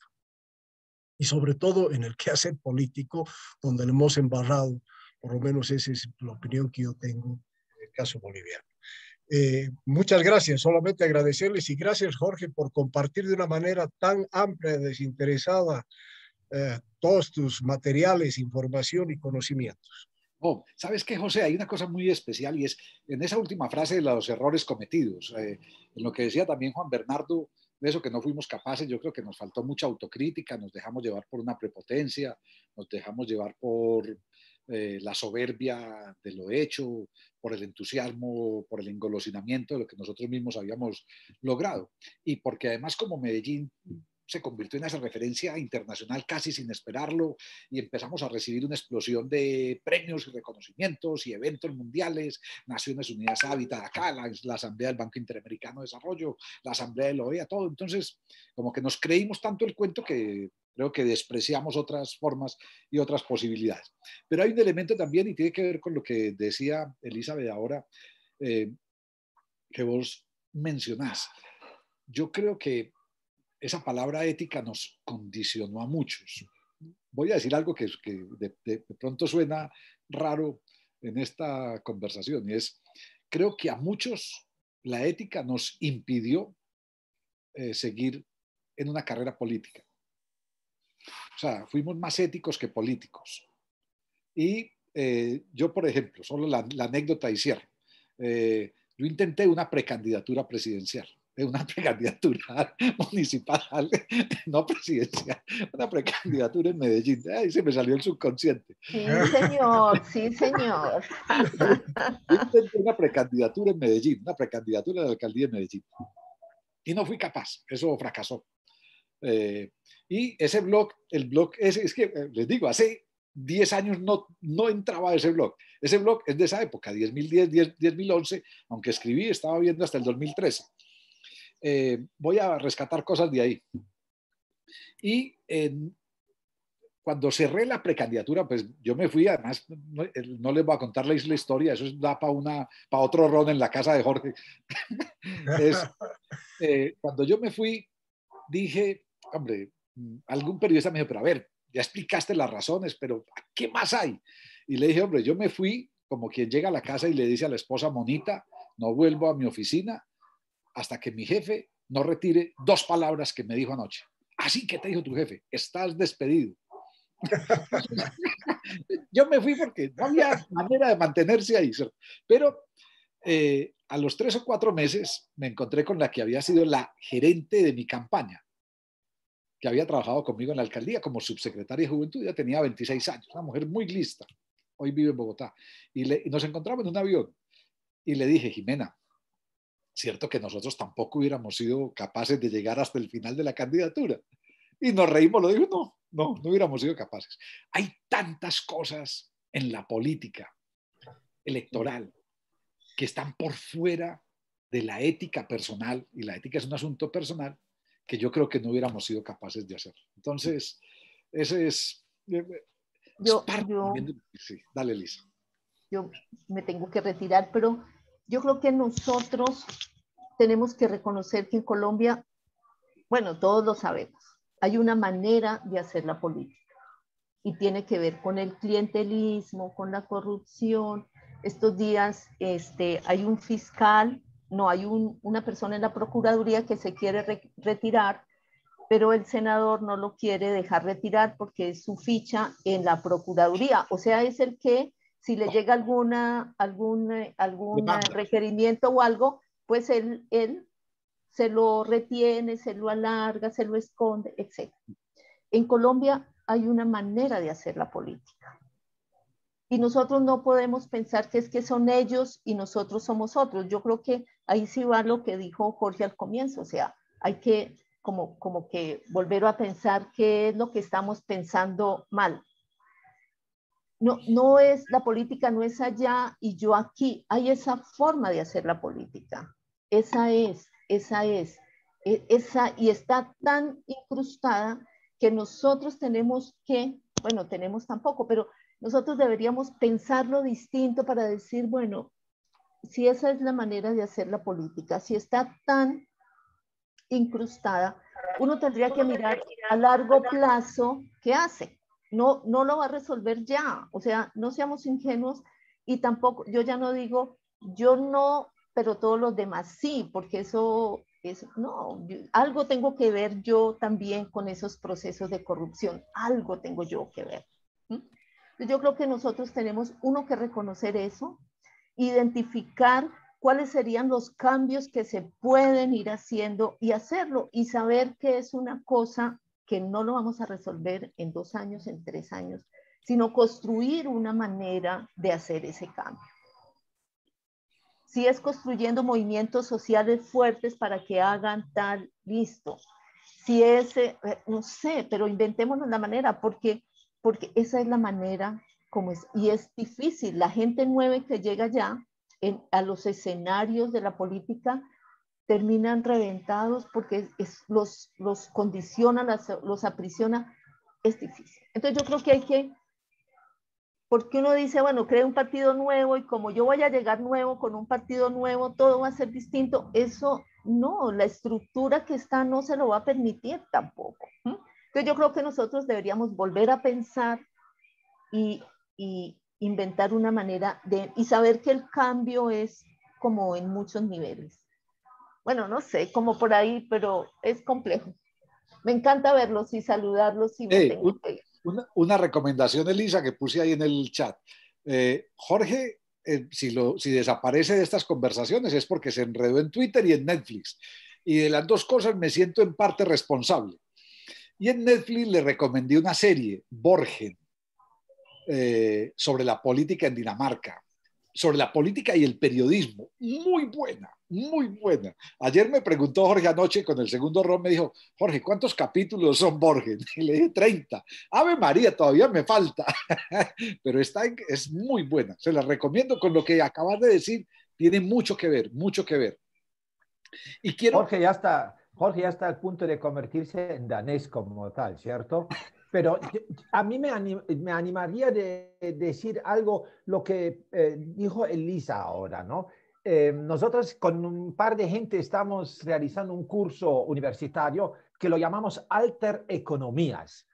Alter Economías. Y lo que se evidenció es que lo que es Alter Economías, ¿cierto? Pero creo que el mismo concepto de alter, de lo que es la economía que existe y que los economistas niegan que existen, ¿sí? O sea, la economía del bien común, la circular, etcétera, etcétera. Esto mismo lo aplicaría a lo que es la política.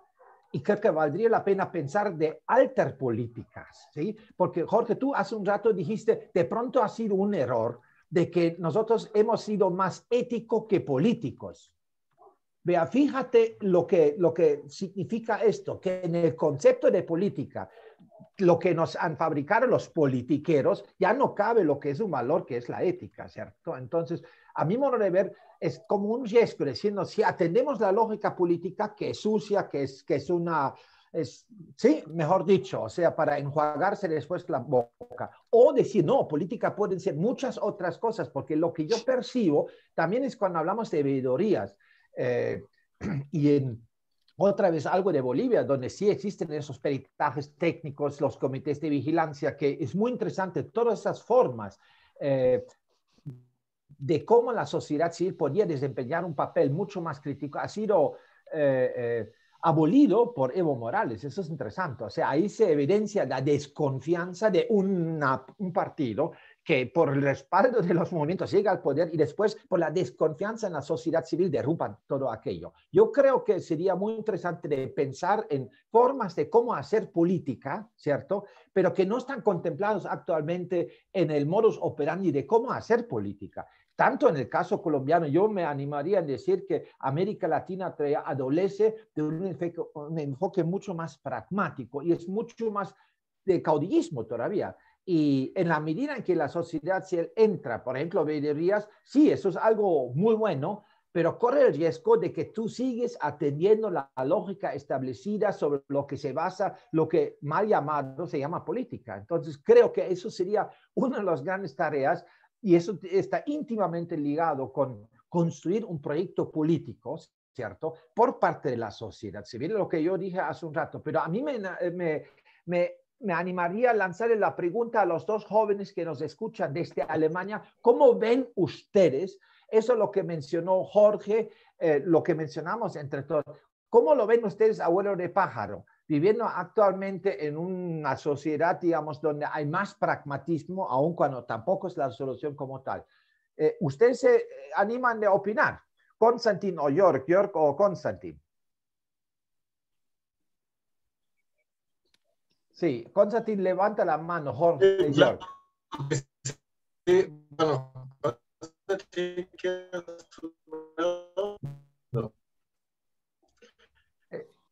claro que sí. Bueno, primero ya quiero totalmente no llegar a su linda ciudad, pero tuve que pensar directamente en este libro, no sé si lo conocen, Poder y Amor de Adam Kahane. Ponelo otra vez, por favor. Ahí. Eso, bien, ya, gracias. Le tomé foto.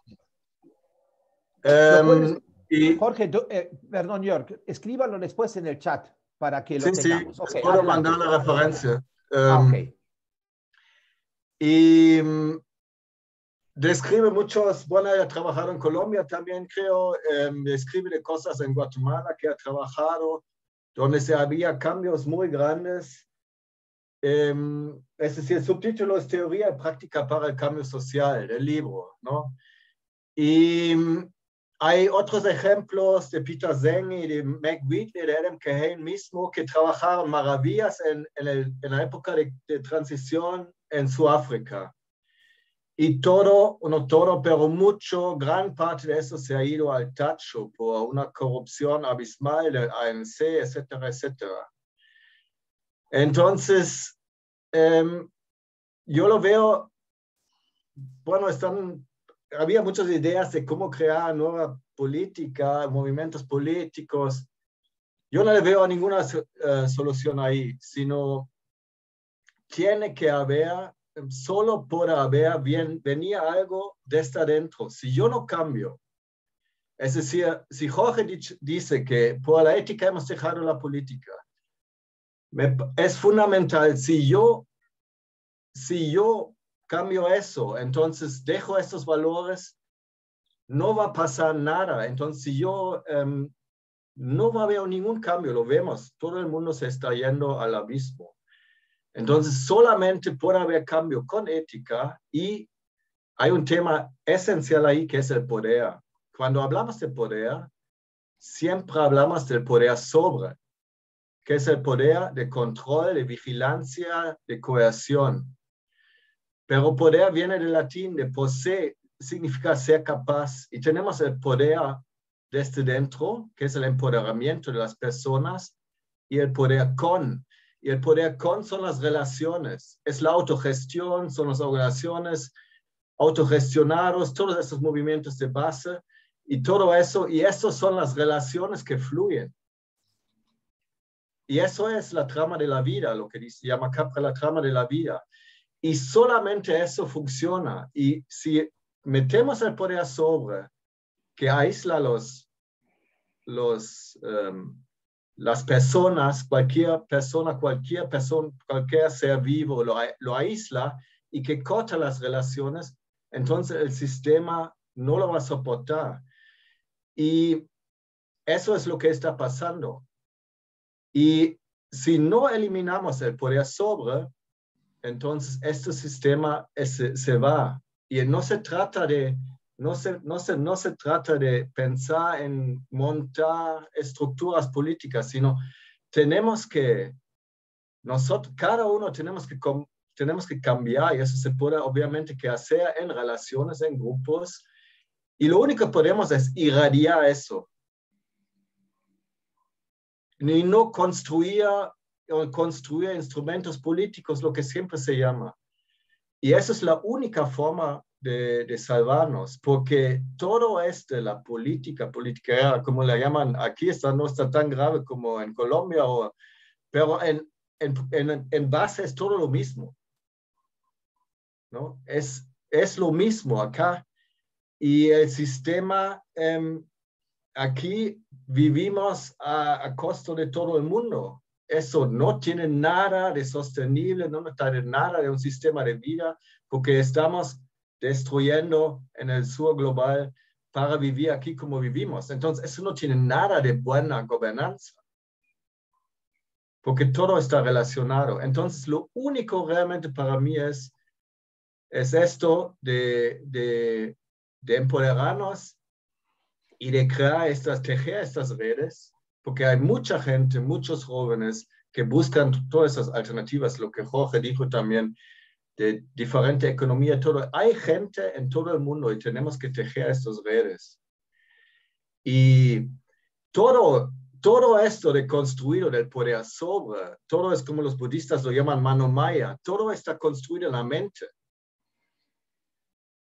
No hay leyes sobre que esta forma de corrupción es alguna ley de la naturaleza. No existen. Y todo esto nosotros hemos construido, el ser humano lo ha construido, y esto construido en la mente. Y eso es lo que tenemos que deconstruir. Eso solo funciona por camino hacia adentro para mí. Es la única forma. Y parte de eso obviamente es la ética. Fundamental. Muy bien. Gracias, Jorge. Konstantin, ¿quieres aumentar?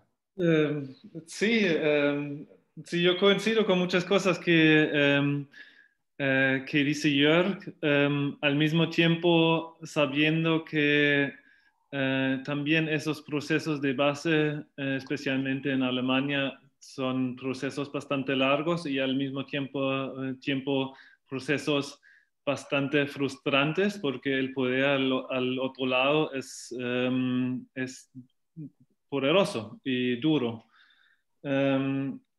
También pienso en creo que ese cambio de mente es importante y otra vez al mismo tiempo creo que nuestra mente es manipulado por el consumismo aquí, por las comerciales y todo eso, y entonces hay que salir de esas narrativas, pero sí, difícil. Muchas gracias, Jorge, por tu presentación. Yo tenía muchos momentos cuando yo estaba, sí, ¿cómo puedo transferir eso a la situación en Berlín? ¿Qué elementos puedo usar? Porque también aquí estoy en algunos procesos de cambio de la ciudad. Sabiendo también que la situación en Medellín y el punto de partida, cuando ustedes empezaron todos esos procesos, fue un momento bastante difícil por la ciudad y eso también creo que fue un empuje bastante importante por ese proceso. Entonces me pregunto cuáles pueden ser esos empujes o esa energía en otros lugares, por ejemplo como Alemania, y Jörg lo dijo que aquí la gente es bastante cómoda con su vida y el entusiasmo de levantarse no es tan amplio en la sociedad. Sí hay algunos grupos, más los jóvenes, que están empezando de demandar un cambio, pero yo también creo que esos grupos, esos movimientos son bastante fragmentadas y también es posible de manipularlas muy bien. En Alemania, por ejemplo, todo el tema de cambio climático ahora es como el tema central.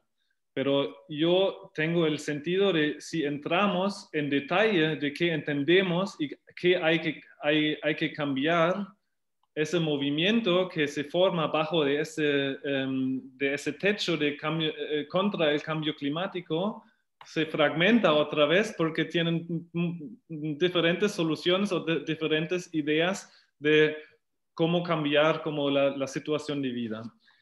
Me gustaría saber cómo ustedes lo planificaron o coordinaron en esos diálogos con los diferentes actores. Si lo entiendo correcto, el objetivo fue de alguna manera construir visiones comunes del futuro de la ciudad.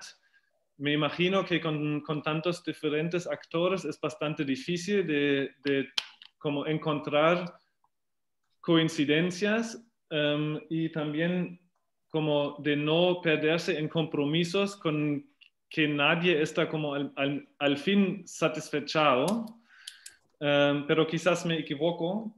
Y una cosa que me pregunto también es ¿cómo podemos manejar toda esa cuestión de, ustedes lo mencionaron, hay muchos cambios en la política, como después de una legislatura cambia el partido y intenta de coordinar, ordenar sus pensamientos y iniciar sus procesos. Y en Alemania es lo mismo.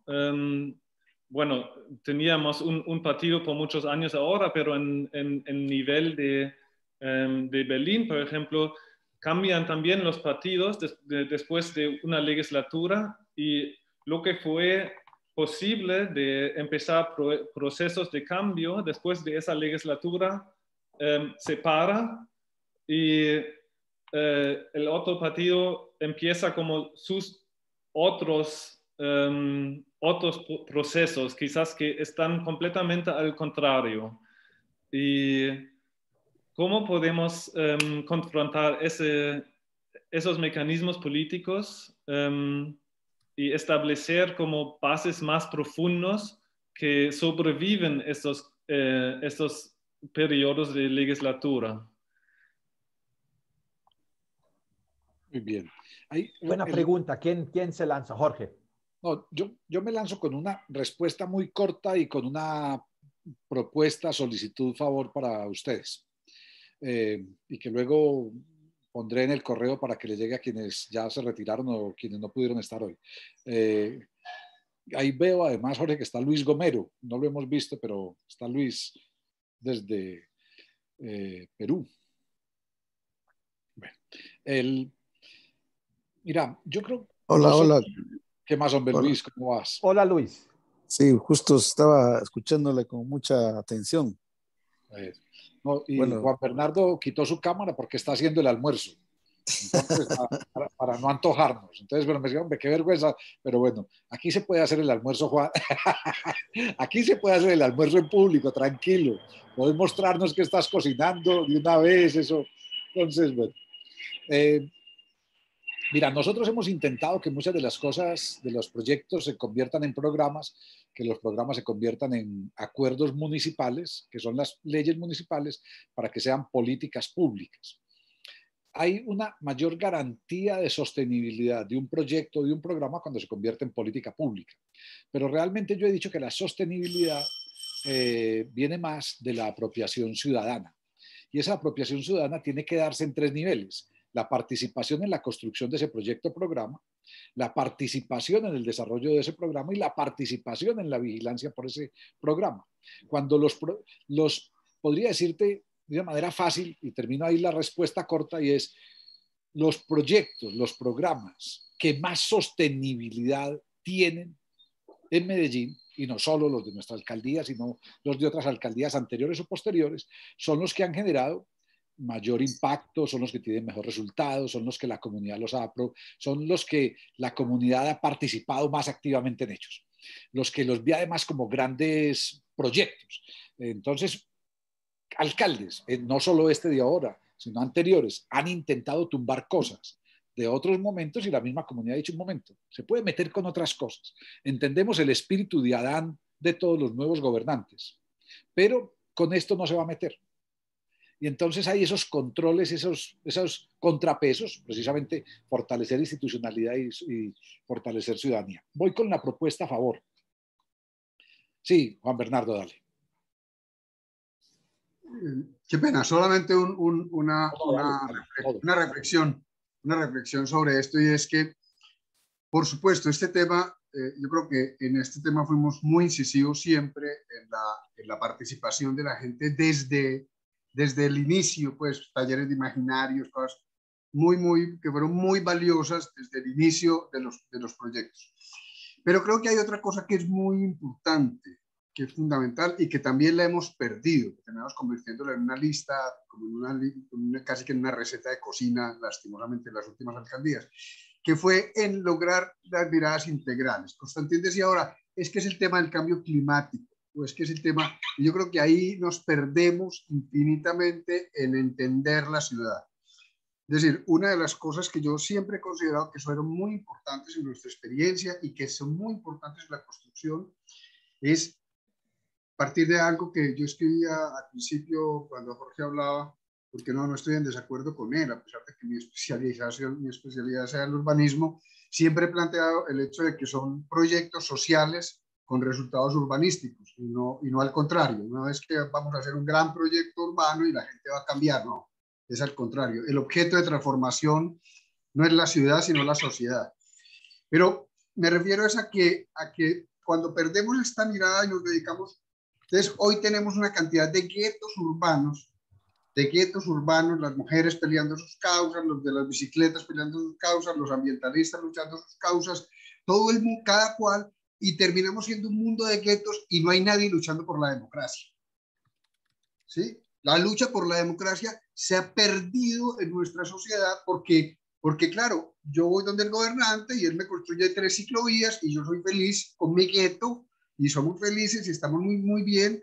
Y las mujeres van, entonces nombran una mujer en la Secretaría de Equidad de Género y entonces las mujeres están contentas y todo el mundo está contento con la reivindicación de gueto, y mientras ellos van tomando las decisiones fundamentales de la sociedad sin lograr, y nos han hecho lograr desentender lo que teníamos muy claro en los años 80 y en los años 90, y es que la lucha por la democracia tiene que recoger todas las luchas, las inquietudes y las variables de lo que toca a la sociedad. Yo creo que ahí hay un tema que es muy importante, porque cuando nos vamos por un solo camino, porque lo importante es el cambio climático, al que le reconozco toda la importancia, a las luchas de las mujeres, por supuesto, y las luchas de los LGTB, por supuesto, pongo mi vida a su causa, ¿cierto? Pero no creo que tenga que ser el énfasis de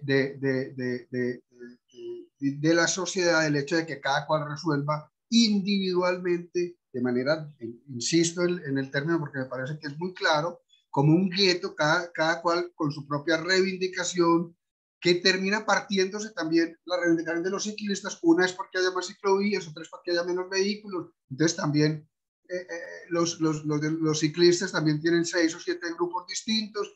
Los LGTB, Y, Z, X, W también son una gran cantidad. Entonces vamos a terminar cada vez mucho más disgregados, mucho más solos, cada uno con su propia reivindicación, mientras la sociedad la van dirigiendo quienes son capaces de darnos la razón en unas cosas puntuales, pequeñas, que no construyen sociedad, que no construyen democracia, que no construyen pensamiento, pero todos estamos felices. Perdón la digresión. Oh, muy bien, me gusta mucho además porque Juan Bernardo ha sido muy insistente, Jorge Kreckler, Juan Bernardo ha sido muy insistente en eso, en chat que compartimos. Y esa reflexión además tuya, Juan, nos da, yo creo que para una conversación amplia sobre eso, sobre cómo construimos más allá de la sectorialidad y más allá de los intereses específicos de los grupos de interés. Ese es fundamental. Incluso cómo convertimos los grupos de interés, no en lo sectorial, sino en lo territorial. Yo creo que las políticas públicas municipales se han centrado en lo sectorial. De hecho, la distribución de los gobiernos es una distribución sectorial. Hay una Secretaría de Cultura, hay una Secretaría de Educación, en fin. Y nosotros tal vez la experiencia es que tiene mucho sentido gerencias territoriales, gerencias que agrupan barrios y que desde el territorio y desde lo poblacional, o sea, cómo trabajamos con niños y niñas, no como la Secretaría de Cultura trabaja con los niños, no como la Secretaría de Bienestar trabaja con los niños, no como la Secretaría de Educación trabaja con los niños, no, cómo trabajamos con niños y niños, cuál es la política poblacional y luego cuál es al mismo tiempo cuál es la política territorial. Y en una ciudad como Medellín, 2,5 millones de habitantes, 16 territorios urbanos y 5 rurales, cada territorio tiene unas características, no se puede hacer políticas generales de acuerdo a esos territorios. Pero bueno, ese nos lleva a otra discusión. Juan Bernardo y yo nos tenemos que ir a conversar con los de Petro, pero un minuto solo para algo, y es, Juan y yo estamos metidos hoy en una tarea que le comenté también a Javier en los whiskies que nos tomamos en la casa. La única vez que he tenido una botella de whisky en la casa, y este vino y se tomó la mitad. El 6 de marzo. Entonces, estamos metidos en una... Solo les voy a mostrar un pantallazo para pedirles un favor, que nos manden, mientras les muestro el pantallazo, les voy a pedir ese favor, que por favor, miren cómo se llama esa carpeta en mi archivo, Elecciones Alcaldía 2023. O sea, nos volvemos a meter, por fortuna, ni para Juan Bernardo ni para mí como cabeza de ese proceso, y no estamos pensando en otra persona y todavía no podemos contarlo públicamente, pero hemos venido construyendo unos procesos, y en estos procesos hemos tenido cosas muy, muy interesantes. Por ejemplo, reunión con actores de territorios. Todo esto es parte de esa capacidad instalada de hace 15 años. Esto es lo sostenible, precisamente. Toda esta gente empezó a aparecer en la ciudad hace 15 años o 20 o 25 incluso 30, cuando tenían 10 y 12 años. Entonces, bueno, hoy estamos recogiendo elementos que nos permitan pensar, voy a tomar la palabra de Jorge, estamos recogiendo elementos que nos permitan pensar en esa alterpolítica. Voy a recoger esa palabra y la voy a apropiar para eso. Luego les podemos contar, en otro momento formal o informal de resonancia, podemos contar sobre eso, más adelante.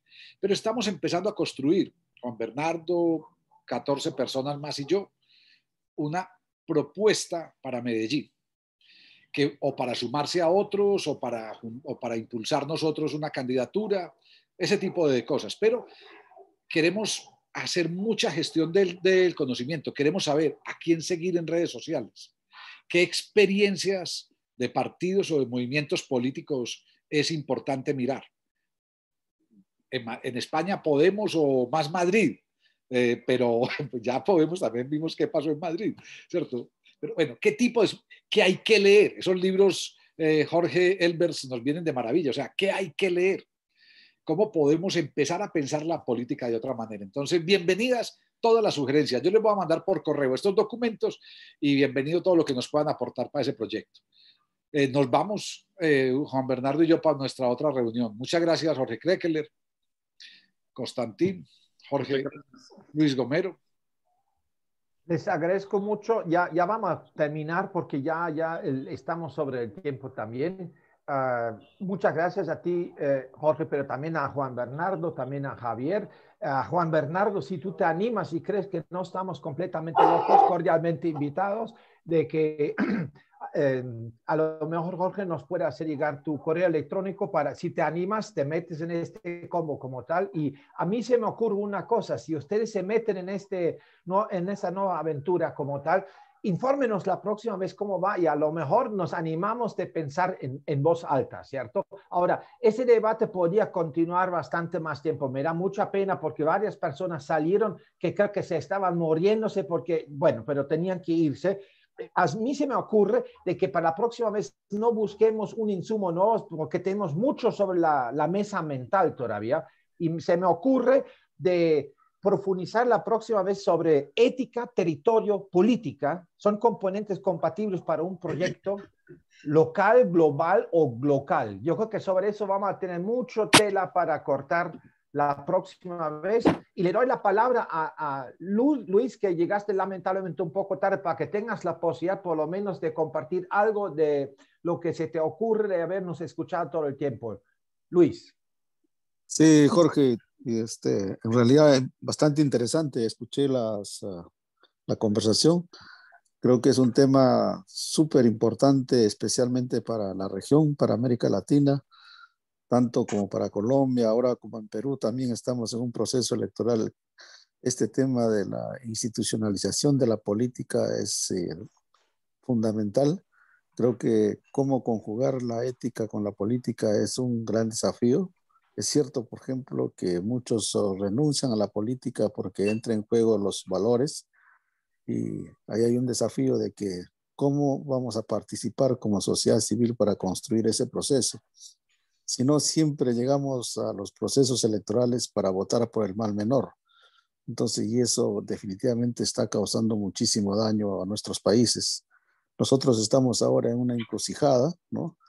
Entonces, no sabemos, digamos, quiénes son los que realmente pueden conducir el destino más adecuado. Hay una incertidumbre, pero tenemos que optar, ¿no? Entonces, y creo que una de las falencias de la sociedad civil o de los movimientos sociales es que no estamos apostando a la institucionalidad política. En todo caso, como alguien decía, queremos crear nuestro grupo político y quizás lo más adecuado es sumarnos a grupos mayores para poder lograr ese objetivo de las grandes transformaciones, ¿no? Queremos que la política sea un ejercicio en la que todos podamos asumir con valores para poder cumplir los compromisos.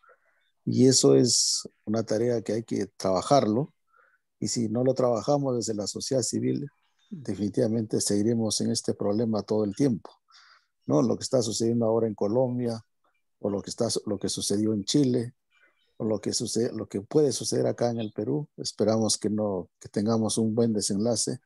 Pero realmente me interesó esta conversa muy bien. Yo no soy un experto en políticas, pero creo que nos ayuda mucho a ver cómo podemos crecer como movimiento social, como sociedad civil, para hacer nuestra mejor incidencia política, para que nuestros temas entren a la agenda política. Creo que esa es una tarea importante.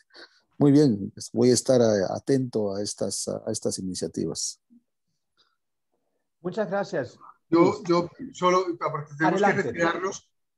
Muchísimas gracias y acepto incondicionalmente este invitado. Muchas gracias, Jorge, por haberme tenido en cuenta. Me encanta esta conversación y bueno, que estén bien. Buen día.